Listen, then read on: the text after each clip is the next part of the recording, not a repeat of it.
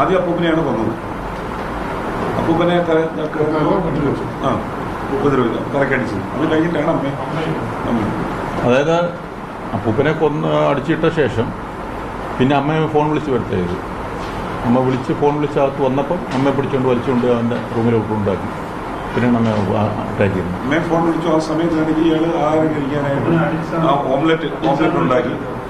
അത് കിടക്കുവാണ്, തലക്കടിച്ചു, ചുറ്റിട്ട് അടിച്ചു. കഴിച്ചില്ല, ഓംലെറ്റ് ഉണ്ടാക്കി. അപ്പോഴത്തേക്കും അമ്മ വന്നു. അമ്മ വന്നപ്പോഴത്തേക്കും അപ്പൂപ്പൻ്റെ അടുത്ത് പോകാൻ പിടിച്ചുകൊണ്ട് തലക്കടിച്ചു വീടുവാണ്. അത് കഴിഞ്ഞ ശേഷം വീട്ടിൽ നിന്ന് പാട്ടൊക്കെ കേട്ടു. 2 പാട്ടൊക്കെ ടി വി ഇട്ടു. ടി വി ഇട്ട് പാട്ട് കേട്ടു. പാട്ട് കേട്ടതെല്ലാം കാമായിട്ട് നിന്നതിന് ശേഷമാണ് 6 മണി അല്ല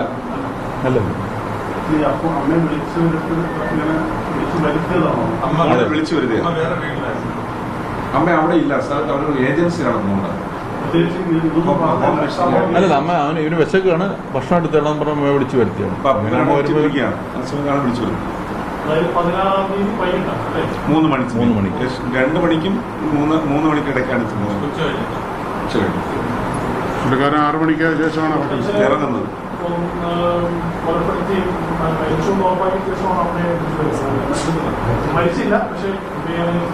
ഈ ഞരക്കം മാത്രമേ ഉള്ളൂ ആ സമയത്ത്. എത്ര അടി അടിച്ചിട്ടാണ് പുള്ളിക്ക് ഓർമ്മയില്ല. ഒരുപാട് അടി അടിച്ചു എന്നാ പറയുന്നത്. ഇറങ്ങുന്നത് 2 മണി തൊട്ട് 3 മണി വരെ ഈ ഒഫൻസ് നടക്കുന്നു. അത് കഴിഞ്ഞ് പാട്ടൊക്കെ ഇട്ട് എല്ലാം കഴിഞ്ഞ് 6 മണിയാകുമ്പോൾ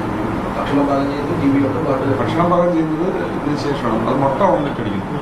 അത് അമ്മ വരുന്നതിനുള്ള എസ്കേപ്പ് ചെയ്യാൻ സഹായിച്ചത് പിറ്റേന്ന് ഉച്ചയോടുകൂടിയാണ് ഇത് പുറലോകം അറിയുന്നത്. ആ ടൈമിൽ നമ്മൾ ഫോളോ ചെയ്യാൻ പറ്റിയില്ല. കേരളം വിട്ടു കഴിഞ്ഞു. പോകുന്ന വഴി നമ്മളൊരു 20 മണിക്കൂറോളം പുറകിലായിരുന്നു. പോലീസിനെ കൊണ്ട് പോകുന്നതിന്റെ ഓരോ വഴി നമ്മൾ 20 മണിക്കൂർ പുറകിലായി.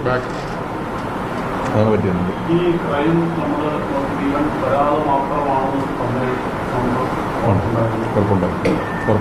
അന്ന് രാവിലെ ഇഷ്യൂ ഉണ്ടായിരുന്നു. ഉണ്ടായിട്ട് പോലീസിനെ വിളിച്ചു വരുത്തിയായിരുന്നു. പോലീസ് അമ്മയും മകനും തമ്മിലുള്ളതായതുകൊണ്ട് ഇവരെ ഉപദേശിച്ചു. ഇവരെ മേലെ ഇനി എന്തെങ്കിലും ഉണ്ടെങ്കിൽ അറിയിച്ചാൽ മതി. ജീവനെ ഉപദേശിച്ചു, അമ്മയും മകനുമായതുകൊണ്ട്. അങ്ങനെ ഉപദേശിച്ചുകൊണ്ട് അതിനെ തുടർന്ന് വീണ്ടും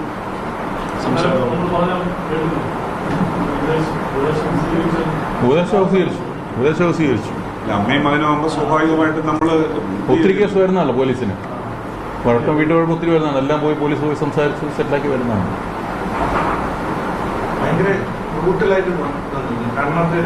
അതെ. ശേഷം അമ്മയെ അപ്പൂപ്പനെ ചുറ്റിയിലൂടെ അടിക്കുവാനുണ്ടായത്. കിടക്കുമ്പോൾ തലക്കടിക്കുവാനുണ്ടായത് അപ്പൂപ്പനെ അമ്മയുടെ അച്ഛൻ. അത് കഴിഞ്ഞിട്ട് അമ്മയെ ഈ ചുറ്റിയിലൂടെ അടിക്കുകയും എന്നിട്ടും ഞരക്കം തീരാനിട്ട് ഈ മുനയുളി കൊണ്ട് തലയിൽ കുത്തി. എന്നിട്ടും ചലനമുള്ളത് കൊണ്ട് തോന്നി. അപ്പം തലനെടുത്ത്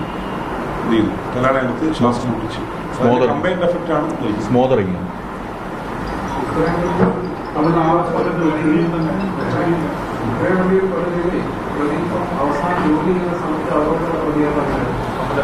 അവർ വളരെ സൈലന്റ് ആണ്. കാമാൻ ക്വയറ്റ്. ഒരു കുഴപ്പമില്ല, ഒന്നും അറിയത്തില്ല, ഒന്നുമില്ല, സിമ്പിൾ. ഇപ്പോഴും അത് തന്നെയാണ് ആറ്റിറ്റ്യൂഡ്. അന്ന് പോലീസ് ചെല്ലുമ്പോഴും അന്ന് രാവിലെ ഇപ്പോഴും അത് തന്നെയാണ്. ഇതേ കൂളായിട്ടാണ്. യാതൊരു കുറ്റബോധവും ഇല്ല.